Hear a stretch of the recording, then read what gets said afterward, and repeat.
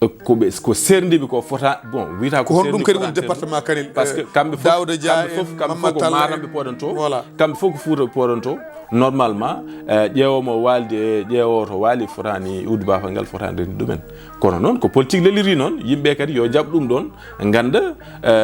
ko noon politique wayi o ya holko gandanɗa haalata ko ha yimɓeɓe fof nana kono kam so yadannoɓe ñande fof eɗen jadanno en baddanno nde meeting ensemble natti wadde ɗum fof holko tagi kono kam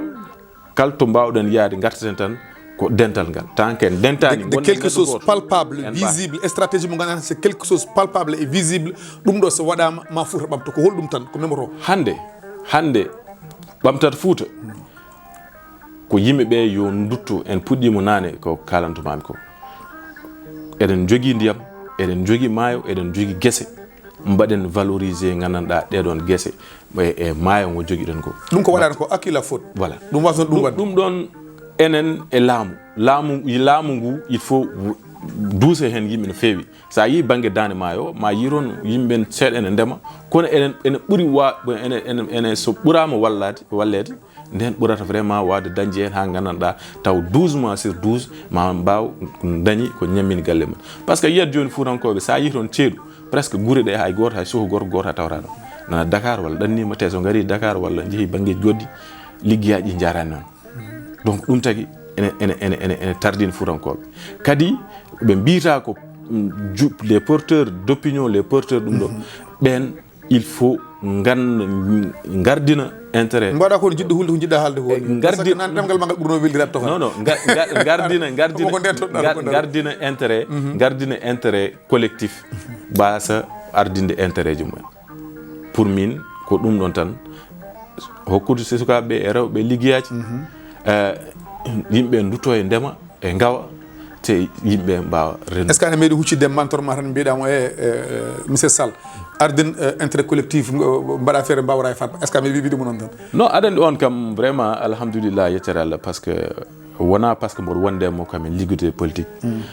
mais maître Malick Sall nde ari e politique nde o ari ko en 2016 min taw min arani politique mboɗo woni France mais nde o ari nde o ardi o wi ko gadmi ko wallidde nde o ari wallinde te yimɓe fof tini o ari ko wallide par ce que en 2019 omo jiiya e tagɓe ha Macky Sall lamti ha Macky Sall jottiɗo en o ƴetti ko propre kalis makko o waɗi hen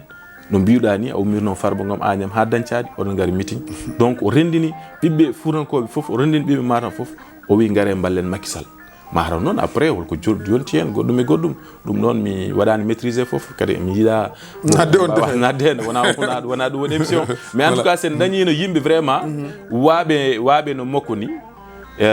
mi sikku Fouta taw no ɓuurin ɗo Matam taw no ɓuurin ɗo d' accord Oumar en jaltat seeɗa leydi ndi kono noon koye leydi he tan kadi mana garteten hande soko tawi a ƴeewi oɗo saaha gonaɗo elle ɓesgu Afrique foof koko huuli Afrique koko yiɗi yaltude ene doga ene yaaha leyɗele tubakoɓe to won hen ni ndewata hay ɗanle moƴƴe won hen ndewata koye maaje won hen ndewata koye nokkuji ɗi ganduɗa neɗɗo ne risque hen mana fittandu muɗum mais holko woni caɗele Afrique walla holko woni caɗele leydi ndi ha sukaɓe munen natti jogade hoolare minen de hamin mbawi wurde ɗo min daña ɗo min mawna ɗo min maaya ɗo henna min ɓesna ɗo henna yimɓe neɗɗo wiya añere woɗɗude ɓuuri min basal effectivement holko probléme o exactement est ce que laamu ala hen part de responsabilité en fait les responsabilités ko c'est partagé goto foof ene jogui hen gueɗal banggue responsabilité par ce que eɗen gandi ɗannungal kam enen Fuutankoɓe no kaldomi nani ni vraiment en ɓooyi ɗannade surtout nden ko banggue Afrique wonno à un moment donné yimɓe goppi gussi Afrique o mbatti yaade banggue Europe et puis sahaji ndewata koye laabi vraiment kulɓiniɗi eɗen gandi Fuutankoɓe eɗen nana hakkude Cameroun e Gabon ko lawol mettugol woni ɗon musgol woni ɗon mais yimɓe guila nden ene jahanno et plus récemment et vers les années début des années 2000 et de 2006 en 2007 en battuɗen yiide vraiment yimɓe ene ƴetta laaɗe ndiyam ene jaa Espagne ene jaa Italie ene jaa ɗum ɗo fof holko tagui ɗum mi sikku neɗɗo kam so ɗannima tan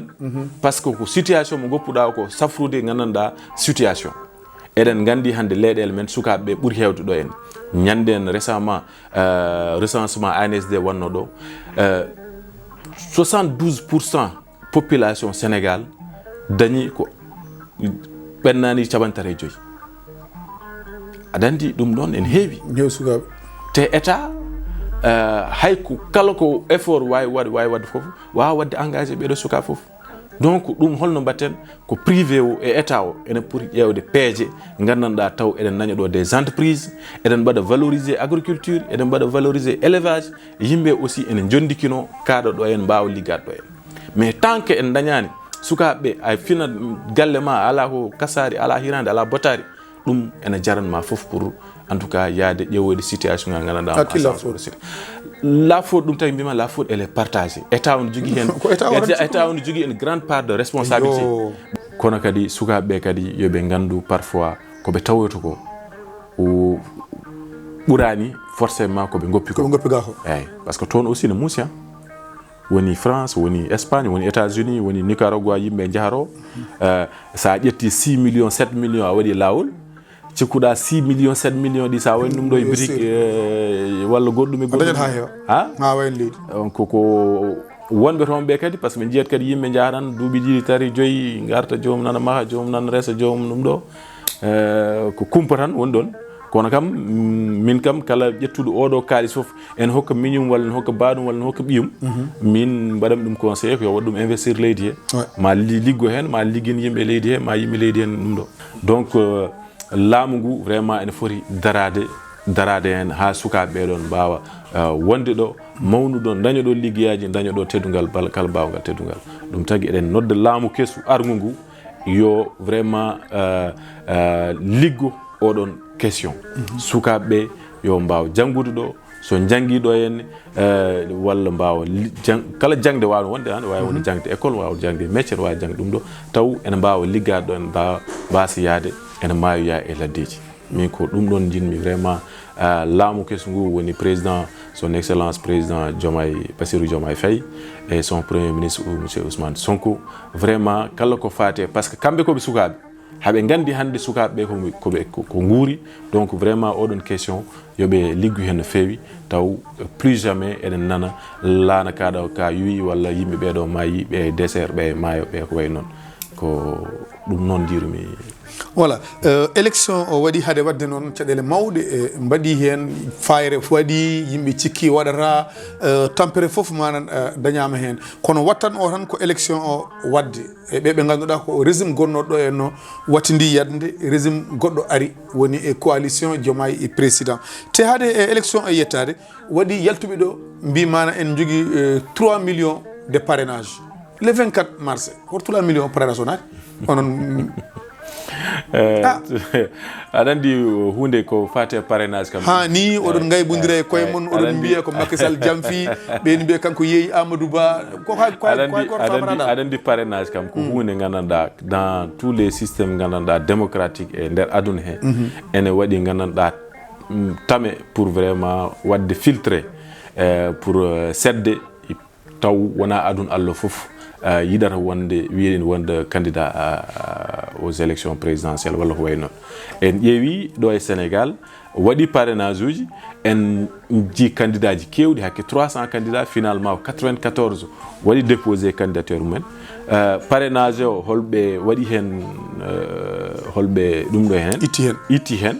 kono holko heddi hol wiiɓe dañi parrainage uji eɗen gandi hay onon mbiɗo oɗon joguino 3 millions donc pour wiide tan systéme jimmi yo laaɓ 3 millions mono jimanir hoto naati dal 3 millions o mbaɗen tan ko 3 millions double oji aɗa andi kam joni systéme parrainage o waɗani efficace te eɗen gandi hol jottiriɓe ɗo e Sénégal yeyde des parrainage arat hande Oumar ne sohli parrainage uji jeeya ɗum goɗɗo ne sohli parrainage uji jeeya ɗum taw goto foof heɓa 3 millions 4 millions te eɗen gandi ɗum ɗon wona lawol ɗum ɗon tan ko wiide laamu ngu aussi yo change systéme de parrainage o gandanɗa taw ko parrainage citoyen o kam hayso ittaka kam mais yo waɗe amélioré yo waɗ évoluer pourquoi pas hande minen par exemple wonɗo waɗe créer un système informatique gandanɗa taw hande an sa yiiɗi wadde parrainé neɗɗo ko an ummoto jaaha e système he mbaɗa parrainé kaari taw pièce d'identité ma wonata banggue goɗɗo taw sa ummima ɗo waɗi a parrainé goɗɗo kadi taw yahata taw goto tan mbawɗa wadde parrainé ɗum noon état o il faut la direction générale des élections waɗa réfléchir à ce système là taw vraiment hay goto heɓaɗa ɗon wiya dañi 4 millions de parrainage taw sa hi élection hay 1% dañta dogo haala voilà mboɗa andi jogude wonde ko e namdal men battidingal yimɓe hewɓe ene mbiya ene jeeya ko haaɗi diwan mono toppitede onon on jarani e politique o